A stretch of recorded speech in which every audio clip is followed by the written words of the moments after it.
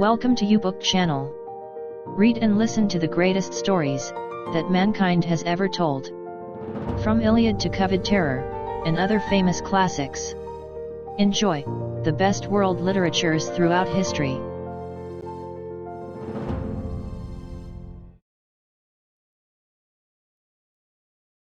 Copyright 2021. By Jerry Ducatis. All rights reserved. The Project Gutenberg ebook of The Count of Monte Cristo. By Alexandre Dumas.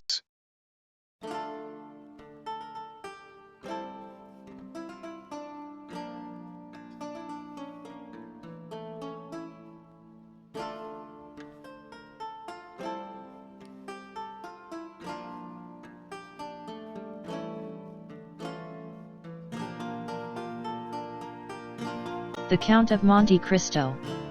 By Alexandre Dumas. Volume 1. Chapter 26. The Pont du Gard Inn. Such of my readers as have made a pedestrian excursion to the south of France may perchance have noticed, about midway between the town of Beaucaire and the village of Bellegarde, a little nearer to the former than to the latter, a small roadside inn, from the front of which hung, creaking and flapping in the wind, a sheet of tin covered with a grotesque representation of the Pont du Gard. This modern place of entertainment stood on the left-hand side of the post road, and backed upon the Rhône. It also boasted of what in Languedoc is styled a garden, consisting of a small plot of ground, on the side opposite to the main entrance reserved for the reception of guests. A few dingy olives and stunted fig trees struggled hard for existence, but their withered dusty foliage abundantly proved how unequal was the conflict. Between these sickly shrubs grew a scanty supply of garlic, tomatoes, and eschalots. While, lone and solitary, like a forgotten sentinel, a tall pine raised its melancholy head in one of the corners of this unattractive spot, and displayed its flexible stem and fan-shaped summit dried and cracked by the fierce heat of the subtropical sun. All these trees, great or small, were turned in the direction to which the Mistral blows, one of the three curses of Provence, the others being the Durance and the Parliament. In the surrounding plain, which more resembled a dusty lake than solid ground, were scattered a few miserable stalks of wheat, the effect, no doubt, of a curious desire on the part of the agriculturists of the country to see whether such a thing as the raising of grain in those parched regions was practicable. Each stalk served as a perch for a grasshopper, which regaled the passers-by through this Egyptian scene with its strident, monotonous note. For about 7 or 8 years the little tavern had been kept by a man and his wife, with 2 servants, a chambermaid named Trinette, and a hostler called Picoud. This small staff was quite equal to all the requirements, for a canal between Beaucaire and Aiguemerts had revolutionized transportation by substituting boats for the cart and the stagecoach. And, as though to add to the daily misery which this prosperous canal inflicted on the unfortunate innkeeper, whose utter ruin it was fast accomplishing, it was situated between the Rhône from which it had its source and the post road it had depleted, not 100 steps from the inn, of which we have given a brief but faithful description. The innkeeper himself was a man of from 40 to 55 years of age, tall, strong, and bony, a perfect specimen of the natives of those southern latitudes. He had dark, sparkling, and deep-set eyes, hooked nose, and teeth white as those of a carnivorous animal. His hair, like his beard, which he wore under his chin, was thick and curly, and in spite of his age but slightly interspersed with a few silvery threads. His naturally dark complexion had assumed a still further shade of brown from the habit the unfortunate man had acquired of stationing himself from morning till eve at the threshold of his door, on the lookout for guests who seldom came, yet there he stood, day after day, exposed to the meridional eyes of a burning sun, with no other protection for his head than a red handkerchief twisted around it, after the manner of the Spanish muleteers. This man was our old acquaintance, Gaspard Rouse. His wife, on the contrary, whose maiden name had been Madeleine Radel, was pale, meager, and sickly looking. Born in the neighborhood of Arles, she had shared in the beauty for which its women are proverbial. but that beauty had gradually withered beneath the devastating influence of the slow fever so prevalent among dwellers by the ponds of Aiguemerts and the marshes of Camargue. She remained nearly always in her second-floor chamber, shivering in her chair, or stretched languid and feeble on her bed, while her husband kept his daily watch at the door, a duty he performed with so much the greater willingness, as it saved him the necessity of listening to the endless plaints and murmurs of his helpmate, who never saw him without breaking out into bitter invectives against fate. To all of which her husband would calmly return an unvarying reply, in these philosophic words: "Hush, La Carcant. It is God's pleasure that things should be so." The sobriquet of La Carcant had been bestowed on Madeleine Radel from the fact that she had been born in a village, so called, situated between Salon and Lambesc. And as a custom existed among the inhabitants of that part of France where Caderousse lived of styling every person by some particular and distinctive appellation, her husband had bestowed on her the name of La Carcant in place of her sweet and euphonious name of Madeleine, which, in all probability, his rude guttural language would not have enabled him to pronounce. Still, let it not be supposed that amid this affected resignation to the will of Providence, the unfortunate innkeeper did not writhe under the double misery of seeing the hateful canal carry off his customers and his profits, and the daily infliction of his peevish partner's murmurs and lamentations. Like other dwellers in the south, he was a man of sober habits and moderate desires, but fond of external show, vain, and addicted to display. During the days of his prosperity, not a festivity took place without himself and wife being among the spectators. He dressed in the picturesque costume worn upon grand occasions by the inhabitants of the south of France, bearing equal resemblance to the style adopted both by the Catalans and Andalusians. While La Carcant displayed the charming fashion prevalent among the women of Alsace, a mode of attire borrowed equally from Greece and Arabia. But, by degrees, watch chains, necklaces, parti-colored scarves, embroidered bodices, velvet vests, elegantly worked stockings, striped gaiters, and silver buckles for the shoes, all disappeared. And Gaspard Caderousse, unable to appear abroad in his pristine splendor, had given up any further participation in the pomps and vanities, both for himself and wife, although a bitter feeling of envious discontent filled his mind as the sound of mirth and merry music from the joyous revellers reached even the miserable hostelry to which he still clung, more for the shelter than the profit it afforded. Caderousse, then, was, as usual, at his place of observation before the door, his eyes glancing listlessly from a piece of closely shaven grass on which some fowls were industriously, though fruitlessly, endeavoring to turn up some grain or insect suited to their palate to the deserted road, which led away to the north and south, when he was aroused by the shrill voice of his wife, and grumbling to himself as he went, he mounted to her chamber, first taking care, however, to set the entrance door wide open, as an invitation to any chance traveler who might be passing. At the moment Caderousse quitted his sentry-like watch before the door, the road on which he so eagerly strained his sight was void and lonely as a desert at midday. There it lay stretching out into one interminable line of dust and sand, with its sides bordered by tall, meager trees, altogether presenting so uninviting an appearance, that no one in his senses could have imagined that any traveler, at liberty to regulate his hours for journeying, would choose to expose himself in such a formidable Sahara. Nevertheless, had Caderousse but retained his post a few minutes longer, he might have caught a dim outline of something approaching from the direction of Bellegarde. As the moving object drew nearer, he would easily have perceived that it consisted of a man and horse, between whom the kindest and most amiable understanding appeared to exist. The horse was of Hungarian breed, and ambled along at an easy pace. His rider was a priest, dressed in black, and wearing a three-cornered hat, and, spite of the ardent rays of a noonday sun, the pair came on with a fair degree of rapidity. Having arrived before the Pont du Gard, the horse stopped, but whether for his own pleasure or that of his rider would have been difficult to say. However that might have been, the priest, dismounting, led his steed by the bridle in search of some place to which he could secure him.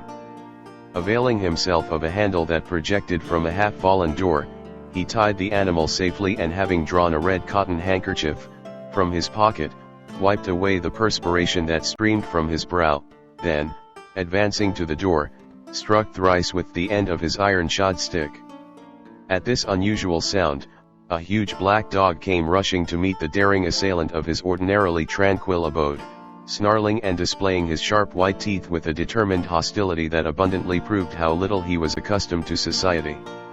At that moment a heavy footstep was heard descending the wooden staircase that led from the upper floor, and, with many bows and courteous smiles, the host of the Pont du Gard besought his guest to enter. "You are welcome, sir, most welcome," repeated the astonished Cade-Rouse. "Now, then, Margotin," cried he, speaking to the dog, "will you be quiet? Pray don't heed him, sir, he only barks, he never bites. I make no doubt a glass of good wine would be acceptable this dreadfully hot day." Then, perceiving for the first time the garb of the traveler he had to entertain, Cade-Rouse hastily exclaimed, "1,000 pardons! I really did not observe whom I had the honor to receive under my poor roof. What would the Abbé please to have? What refreshment can I offer? All I have is at his service." The priest gazed on the person addressing him with a long and searching gaze. There even seemed a disposition on his part to court a similar scrutiny on the part of the innkeeper. Then, observing in the countenance of the latter no other expression than extreme surprise at his own want of attention to an inquiry so courteously worded, he deemed it as well to terminate this dumb show, and therefore said, speaking with a strong Italian accent, "You are, I presume, M. Cade-Rouse?"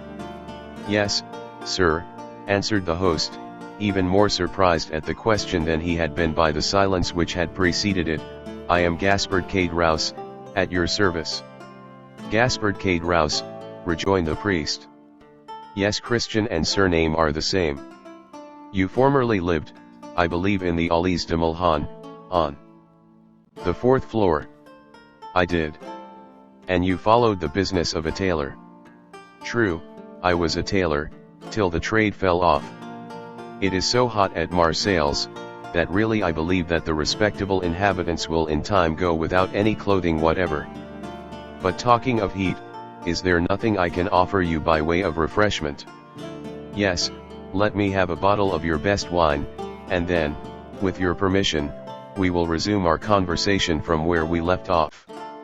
"As you please, sir," said Cade-Rouse, who, anxious not to lose the present opportunity of finding a customer for one of the few bottles of Cahors still remaining in his possession, hastily raised a trapdoor in the floor of the apartment they were in, which served both as parlor and kitchen.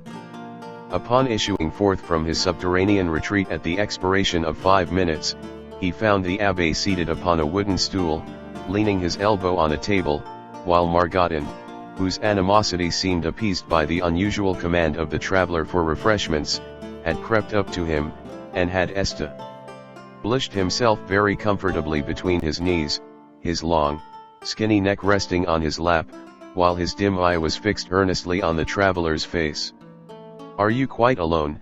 inquired the guest, as Cade-Rouse placed before him the bottle of wine and a glass. Quite alone," replied the man, "or, at least, practically so, for my poor wife, who is the only person in the house besides myself, is laid up with illness, and unable to render me the least assistance, poor thing." "You are married, then?"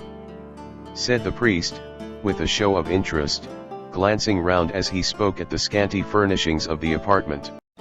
"Ah, sir," said Cade-Rouse with a sigh, "it is easy to perceive I am not a rich man, but in this world a man does not thrive the better for being honest."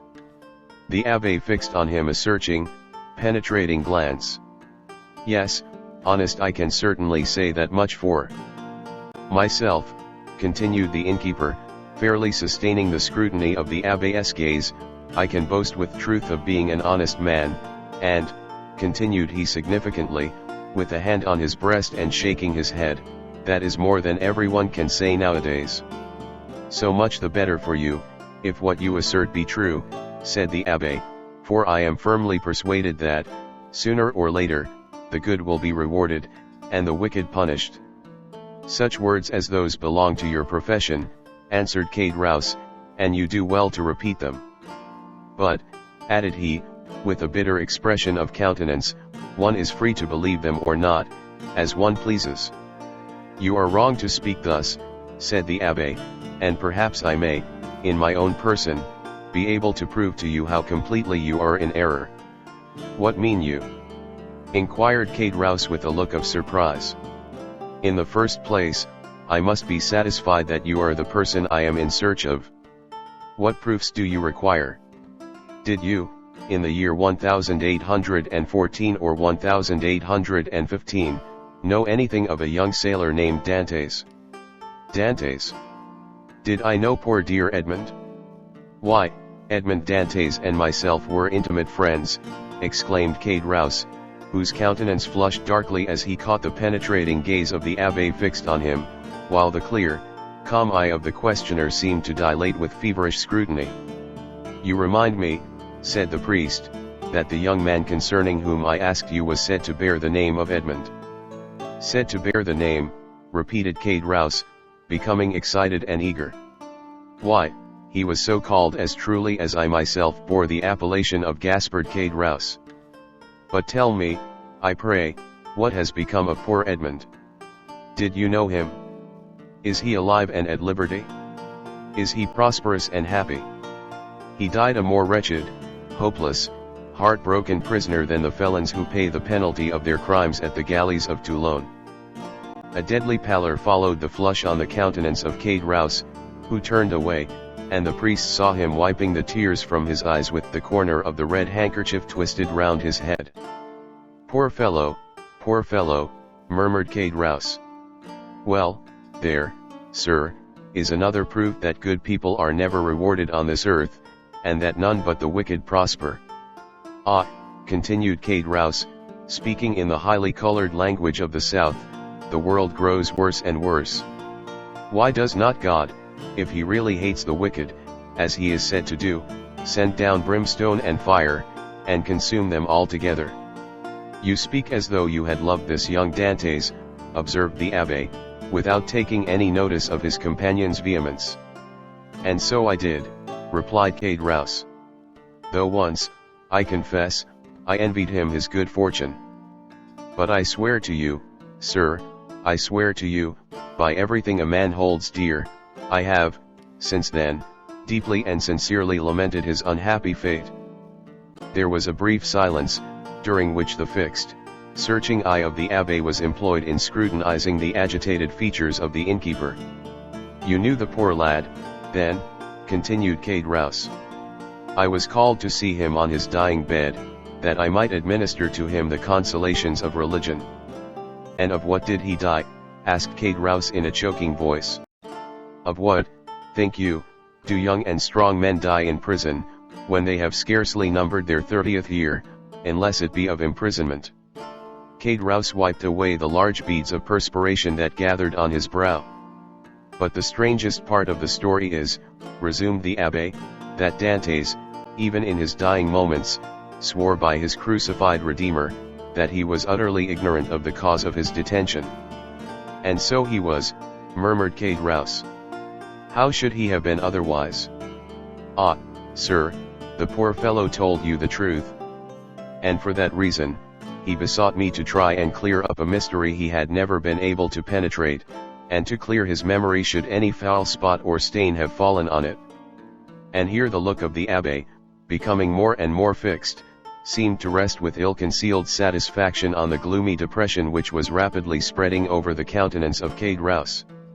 A rich Englishman, continued the abbe, who had been his companion in misfortune, but had been released from prison during the Second Restoration, was possessed of a diamond of immense value.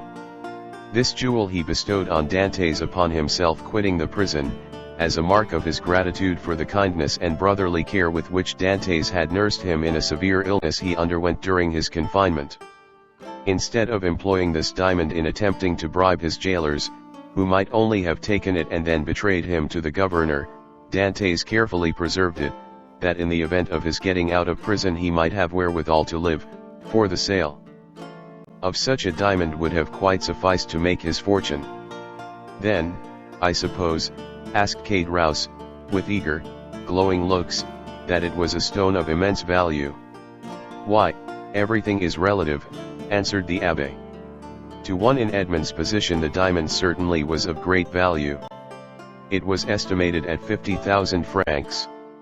Bless me, exclaimed Kate Rouse, 50,000 francs. Surely the diamond was as large as a nut to be worth all that. No, replied the abbe, it was not of such a size as that, but you shall judge for yourself. I have it with me. The sharp gaze of Kate Rouse was instantly directed towards the priest's garments, as though hoping to discover the location of the treasure. Calmly drawing forth from his pocket a small box covered with black shagreen, the abbe opened it, and displayed to the dazzled eyes of Kate Rouse the sparkling jewel it contained, set in a ring of admirable workmanship. And that diamond, cried Kate Rouse, almost breathless with eager admiration, you say, is worth 50,000 francs.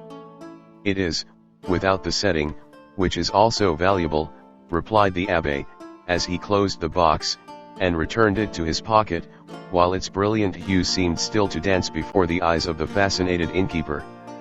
But how comes the diamond in your possession, sir? Did Edmond make you his heir? No, merely his testamentary executor. I once possessed 4 dear and faithful friends, besides the maiden to whom I was betrothed, he said, and I feel convinced they have all unfeignedly grieved over my loss.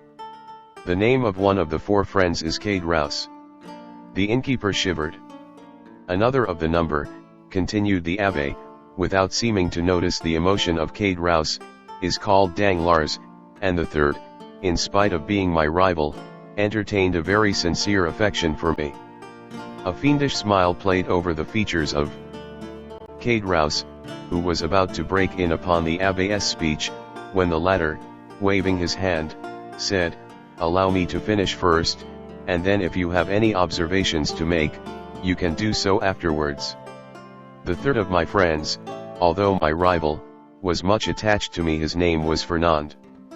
That of my betrothed was Stay, continued the abbe, I have forgotten what he called her." "Mercedes," said Kate Rouse eagerly. "True," said the abbe, with a stifled sigh, "Mercedes it was." "Go on," urged Kate Rouse. "Bring me a carafe of water," said the abbe. Kate Rouse quickly performed the stranger's bidding, and after pouring some into a glass, and slowly swallowing its contents, the abbe, resuming his usual placidity of manner, said, as he placed his empty glass on the table, "Where did we leave off?" "The name of Edmond's betrothed was Mercedes." "To be sure. You will go to Marseilles," said Dantes, "for you understand, I repeat his words just as he uttered them. Do you understand?" "Perfectly. You will sell this diamond.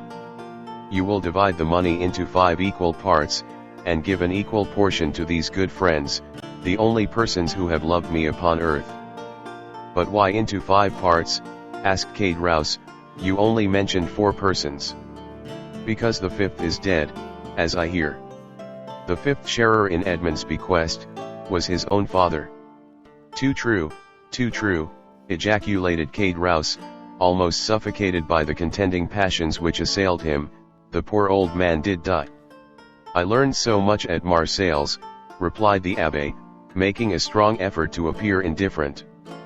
"But from the length of time that has elapsed since the death of the elder Dantes, I was unable to obtain any particulars of his end. Can you enlighten me on that point?" "I do not know who could if I could not," said Kate Rouse. "Why, I lived almost on the same floor with the poor old man." "Ah, yes, about a year after the disappearance of his son the poor old man died." "Of what did he die?" "Why, the doctors called his complaint gastroenteritis, I believe. His acquaintances say he died of grief, but I, who saw him in his dying moments, I say he died of..." Kate Rouse paused. "Of what?" asked the priest, anxiously and eagerly. "Why, of downright starvation." "Starvation!" exclaimed the abbe, springing from his seat. Why, the vilest animals are not suffered to die by such a death as that. The very dogs that wander houseless and homeless in the streets find some pitying hand to cast them a mouthful of bread, and that a man, a Christian, should be allowed to perish of hunger in the midst of other men who call themselves Christians, is too horrible for belief. Oh, it is impossible, utterly impossible. What I have said, answered Kate Rouse. And you are a fool for having said anything about it, said a voice from the top of the stairs. Why should you meddle with what does not concern you? The two men turned quickly, and saw the sickly countenance of Lockhart peering between the baluster rails. Attracted by the sound of voices, she had feebly dragged herself down the stairs, and, seated on the lower step, head on knees, she had listened to the foregoing conversation. Mind your own business, wife, replied Kate Rouse sharply. This gentleman asks me for information, which common politeness will not permit me to refuse. Politeness, you simpleton, retorted Lockhart. What have you to do with politeness, I should like to know? Better study a little common prudence. How do you know the motives that person may have for trying to extract all he can from you? I pledge you my word, madam, said the abbe, that my intentions are good, and that your husband can incur no risk, provided he answers me candidly. Ah, that's all very fine, retorted the woman. Nothing is easier than to begin with fair promises and assurances of nothing to fear, but when poor, silly folks, like my husband there, have been persuaded to tell all they know, the promises and assurances of safety are quickly forgotten. And at some moment when nobody is expecting it, behold trouble and misery, and all sorts of persecutions, are heaped on the unfortunate wretches, who cannot even see whence all their afflictions come. Nay, nay, my good woman, make yourself perfectly easy, I beg of you. Whatever evils may befall you, they will not be occasioned by my instrumentality, that I solemnly promise you. Lockhart muttered a few inarticulate words, then let her head again drop upon her knees, and went into a fit of ague, leaving the two speakers to resume the conversation, but remaining so as to be able to hear every word they uttered. Again the abbe had been obliged to swallow a draught of water to calm the emotions that threatened to overpower him. When he had sufficiently recovered himself, he said, "It appears, then, that the miserable old man you were telling me of was forsaken by everyone. Surely, had not such been the case, he would not have perished by so dreadful a death." "Why, he was not altogether forsaken," continued Kate Rouse, "for Mercedes the Catalan and Monsieur Morel were very kind to him. But somehow the poor old man had contracted a profound hatred for Fernand, the very person," added Kate Rouse with a bitter smile, "that you named just now as being one of Dante's faithful and attached friends." "And was he not so?" asked the abbe. "Gaspard, Gaspard," murmured the woman, from her seat on the stairs, "mind what you are saying." Kate Rouse made no reply to these words, though evidently irritated and annoyed by the interruption, but, addressing the abbe, said, "Can a man be faithful to another whose wife he covets and desires for himself?" But Dantes was so honorable and true in his own nature, that he believed everybody's professions of friendship. Poor Edmond, he was cruelly deceived. But it was fortunate that he never knew, or he might have found it more difficult, when on his deathbed, to pardon his enemies. "And, whatever people may say," continued Kate Rouse, in his native language, which was not altogether devoid of rude poetry, "I cannot help being more frightened at the idea of the malediction of the dead than the hatred of the living." "Imbecile!" exclaimed Lockhart. "Do you, then, know in what manner Fernand injured Dantes?" inquired the abbe of Kate Rouse. "Do I? No one better. Speak out then, say what it was." "Gaspard," cried Lockhart, "do as you will, you are master, but if you take my advice you'll hold your tongue." "Well, wife," replied Kate Rouse, "I don't know but what you're right." "So you will say nothing?" asked the abbe. "Why, what good would it do?" asked Kate Rouse. if the poor lad were living, and came to me and begged that I would candidly tell which were his true and which his false friends, why, perhaps, I should not hesitate. But you tell me he is no more, and therefore can have nothing to do with hatred or revenge, so let all such feeling be buried with him. You prefer, then, said the abbe, that I should bestow on men you say are false and treacherous, the reward intended for faithful friendship. That is true enough, returned Caderousse. You say truly, the gift of poor Edmond was not meant for such traitors as Fernand and Danglars. Besides, what would it be to them? No more than a drop of water in the ocean. Remember, chimed in Lockhart, those two could crush you at a single blow. How so? Inquired the abbe. Are these persons, then, so rich and powerful? Do you not know their history? I do not. Pray relate it to me. Caderousse seemed to reflect for a few moments, then said, no, truly, it would take up too much time. Well, my good friend, returned the abbe, in a tone that indicated utter indifference on his part, you are at liberty, either to speak or be silent, just as you please. For my own part, I respect your scruples and admire your sentiments, so let the matter end. I shall do my duty as conscientiously as I can, and fulfill my promise to the dying man. My first business will be to dispose of this diamond. So saying, the abbe again drew the small box from his pocket, opened it, and contrived to hold it in such a light, that a bright flash of brilliant hues passed before the dazzled gaze of Caderousse. Wife, wife, cried he in a hoarse voice, come here. Diamond! Exclaimed Lockhart, rising and descending to the chamber with a tolerably firm step, what diamond are you talking about? Why, did you not hear all we said? Inquired Caderousse. It is a beautiful diamond left by poor Edmond Dantès, to be sold, and the money divided between his father, Mercédès, his betrothed bride, Fernand, Danglars, and myself. The jewel is worth at least 50,000 francs. Oh, what a magnificent jewel, cried the astonished woman. The fifth part of the profits from this stone belongs to us then, does it not? Asked Caderousse. It does, replied the abbe, with the addition of an equal division of that part intended for the elder Dantès, which I believe myself at liberty to divide equally with the 4 survivors. And why among us 4? Inquired Caderousse. As being the friends Edmond esteemed most faithful and devoted to him. I don't call those friends who betray and ruin you, murmured the wife in her turn, in a low, muttering voice. Of course not, rejoined Caderousse quickly. No more do I, and that was what I was observing to this gentleman just now. I said I looked upon it as a sacrilegious profanation to reward treachery, perhaps crime. Remember, answered the abbe calmly, as he replaced the jewel and its case in the pocket of his cassock, it is your fault, not mine, that I do so. You will have the goodness to furnish me with the address of both Fernand and Danglars, in order that I may execute Edmond's last wishes. The agitation of Caderousse became extreme, and large drops of perspiration rolled from his heated brow. As he saw the abbe rise from his seat and go towards the door, as though to ascertain if his horse were sufficiently refreshed to continue his journey, Caderousse and his wife exchanged looks of deep meaning.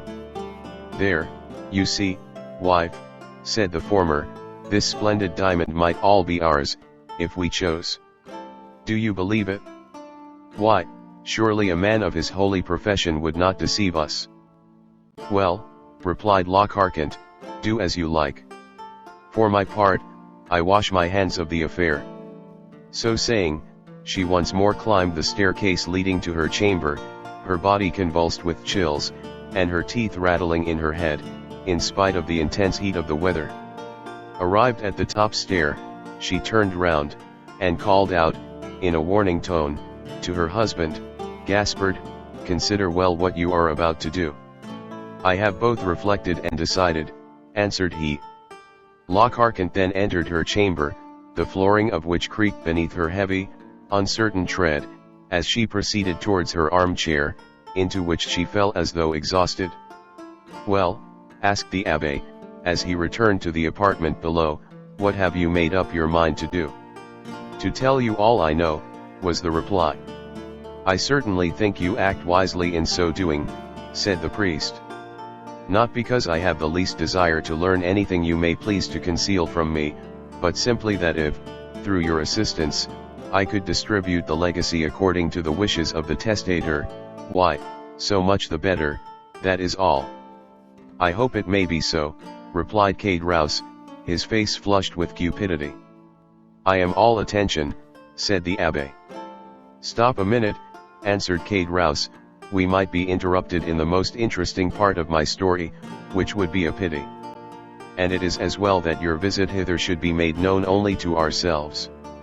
With these words he went stealthily to the door, which he closed, and, by way of still greater precaution, bolted and barred it, as he was accustomed to do at night. During this time the abbe had chosen his place for listening at his ease.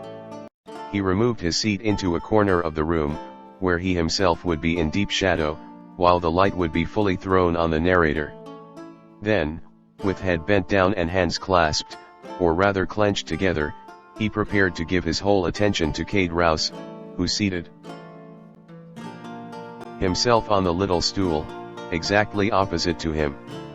"Remember, this is no affair of mine," said the trembling voice of La Carconte, as though through the flooring of her chamber she viewed the scene that was enacting below. "Enough, enough," replied Cade-Rouse, "say no more about it. I will take all the consequences upon myself." And he began his story.